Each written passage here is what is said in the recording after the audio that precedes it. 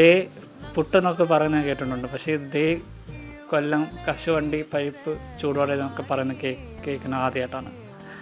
അപ്പോൾ നിങ്ങൾക്ക് ഇങ്ങനെ കേട്ടിട്ടുണ്ടെങ്കിൽ കമൻറ്റ് ചെയ്യൂ. പക്ഷേ അണ്ടിപ്പരിപ്പുണ്ട്, ഇവിടെ ഈത്തപ്പഴമുണ്ട്, അണ്ടിപ്പരിപ്പുണ്ട്, കശുവണ്ടിയുണ്ട്, എല്ലാ ടൈപ്പും ഉണ്ട്.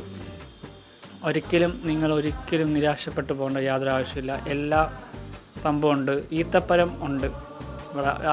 അത് പുള്ളി പറഞ്ഞ കാര്യം എന്ന് വെച്ചാൽ അത് രാവിലെയാണ്.